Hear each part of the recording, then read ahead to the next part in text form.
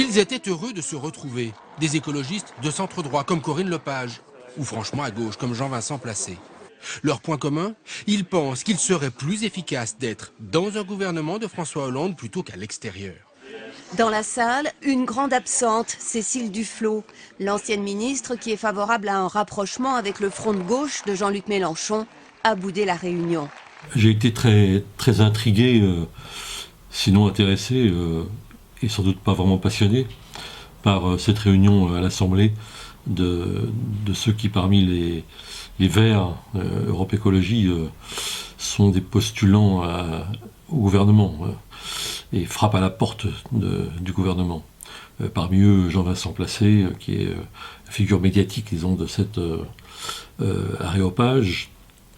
Mais ce qui m'a un petit peu amusé, pour le coup, sans vouloir être méchant, c'est de voir revenir des chevaux de retour, Wechter, Pietrasanta et quelques autres.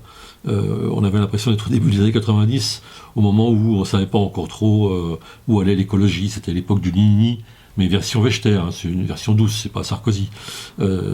Ni droite, ni gauche, etc. C'est ce que des auteurs à l'époque avaient appelé l'équivoque écologique. Alors on a l'impression de revenir à ça. Tout ça superposé à des ambitions personnelles qui sont quand même exprimées sans trop de retenue. Le factotum de cette opération, c'est Jean-Luc Benamias, qui fut un dirigeant des Verts, qui fut aussi un militant du MoDem, qui maintenant a créé sa petite structure. Enfin là, on a une somme de sigles dont on ne sait pas très bien ce que ça représente, mais dont on voit très bien où ça peut aller, c'est-à-dire faire quelque chose qui soit une sorte de concurrence d'Europe Écologie Les Verts, et qui puisse, le moment venu, et quand François Hollande claquera dans ses doigts, rentrer au gouvernement pour dire qu'on a élargi l'assiette politique du gouvernement aux Verts, aux écolos en tout cas. Donc on subodore quand même derrière tout ça une manœuvre qui se joue dans l'arrière-cuisine de l'Élysée en vue de 2017. C'est sûrement pas pour maintenant, c'est pour un peu plus tard. L'heure du remaniement viendra et visiblement tous ces gens s'y préparent.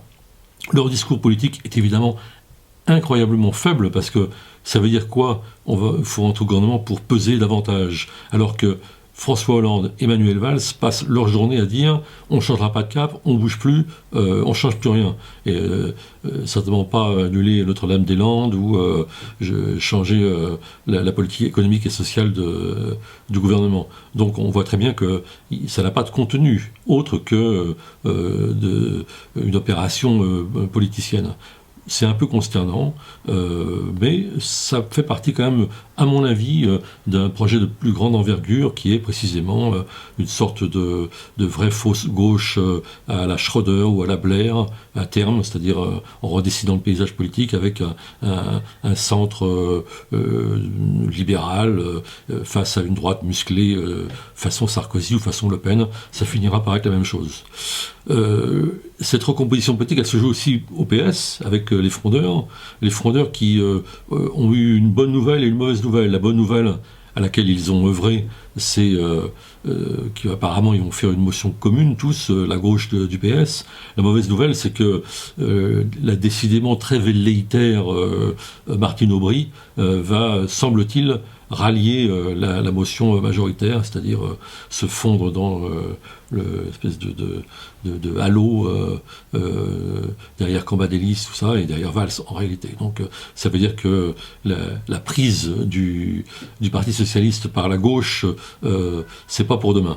Ça veut dire que ça n'a plus beaucoup d'enjeux, quoi. Donc tous ces gens devraient probablement se tourner vers d'autres horizons et repenser une autre composition politique plus à gauche, avec les écolos de gauche, avec peut-être Cécile Duflot, avec le Front de gauche, avec tous ceux qui sont partants pour cette discussion.